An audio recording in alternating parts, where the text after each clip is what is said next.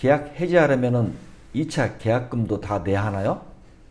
자, 이게 무슨 말이냐면은 보통 분양 계약서에 계약금은 분양 가격의 10%가 계약금입니다. 분양 상품에 따라 조금씩 다를 수 있지만 대체적으로 10%가 분양 계약금이고 근린상가 같은 경우는 20%가 계약금인 경우가 있어요.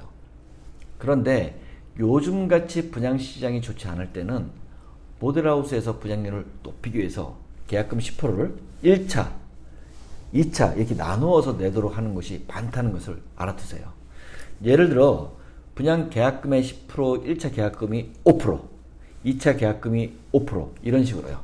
이해하셨죠?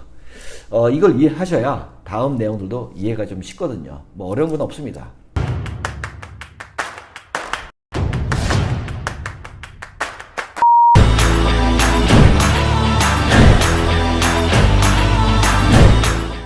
모델하우스 왔다가 계약해버렸어요.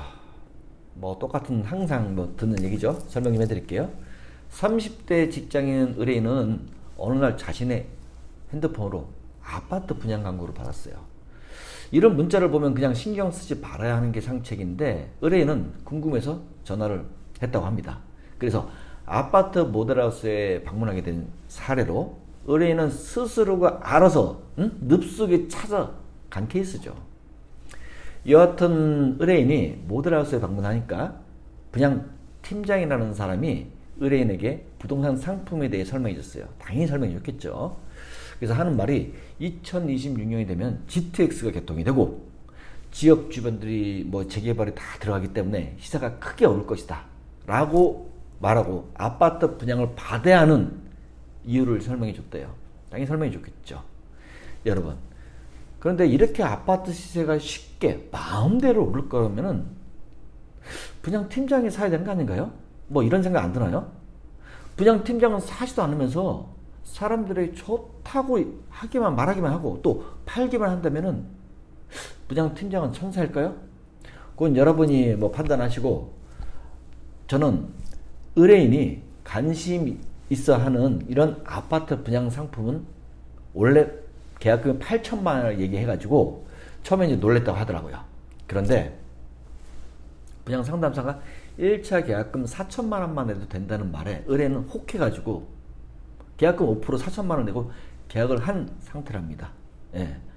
참고로 분양 계약은 결과적으로 똑같음에도 분양 계약금이 부담되지 않게 좀 줄여놓으면은 1차, 2차 나눠 놓잖아요.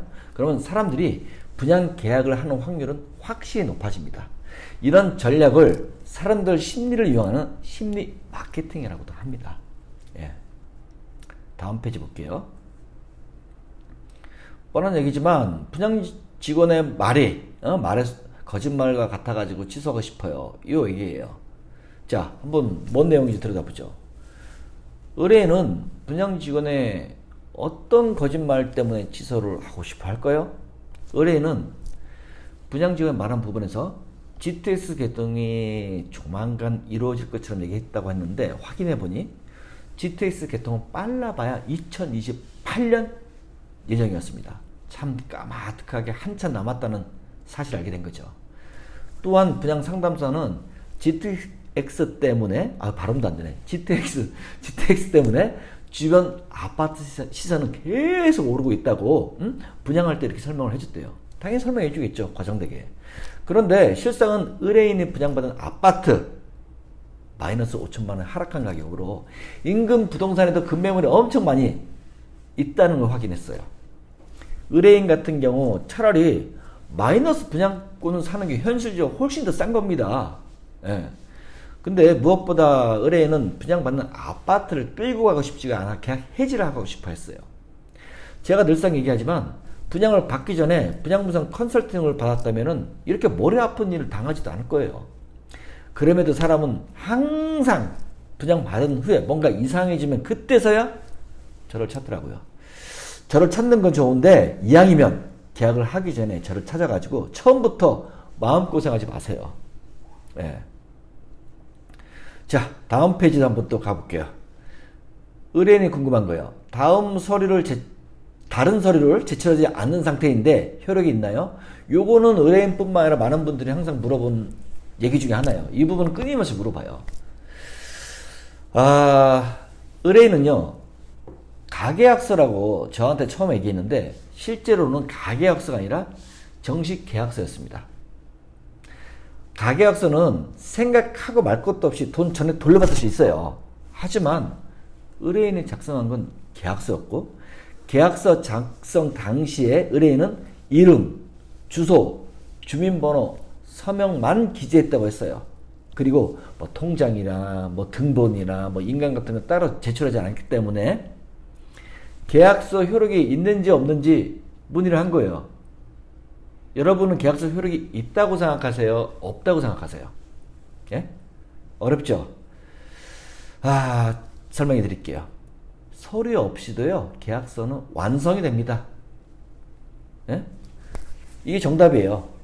의뢰인은 등본 같은 서류, 인감 같은 서류만 빼고 주민번호, 뭐 이름, 서명, 뭐 이거 다 했잖아요. 그럼 계약서는 다 된 거예요. 서류 안 줬다 하더라도요. 인감 같은 뭐 서류 안 줘도 정식 계약서 완성된 거기 때문에 계약서 효력은 무조건 있는 겁니다. 무조건이요. 그럼 1차 계약금만 포기하고 계약 해지가 될까요? 의뢰인 입장에서는 당연히 손해를 덜 보기 위해서 계약금 10%에 5%인 1차 계약금만 뜯기고 낸 거 뜯기면 되지 않냐 이렇게 생각할 거고 또 걱정하는 것은 당연합니다. 그래서 의뢰인이 궁금한 건 1차 계약금 5%만 포기하면 계약 해지할 수가 있는지 알고 싶어 하는 거고요. 이 영상을 보시는 분 대부분이 상황이 비슷한 동병상련을 겪는 사람들 겁니다. 그런데 아쉽게도 1차 중도금만 떼이고 끝나지 않을 겁니다. 법적으로 계약금 10%를 다 채워서 계약을 해지하는 수밖에 없거든요. 제가 예를 들어서 하나 말씀드릴게요. 10% 계약금이 5천만 원이라고 칩시다. 그런데 500만 원만 넣고 그냥 계약서를 작성했어요. 그럼 500만 원만 뜯기면 계약 해지가 될까요? 아닙니다. 나머지 계약금 4,500만 원 입금해서 5천만 원을 채워야지 계약 해지를 할 수 있어요. 예? 이 상황과 똑같습니다. 아시겠어요? 이렇게 아무 생각 없이 그냥 계약서에 작성하는 사람들은 이 꼴이 나는 거예요. 제발 좀 생각하고 아무 생각 없이 계약서에 도장을 찍은 후에 절 찾지 마시고 계약서 도장 찍기 전에 절 찾으세요. 제가 이 말씀 분명히 말씀드리고 오늘 영상 마치겠습니다.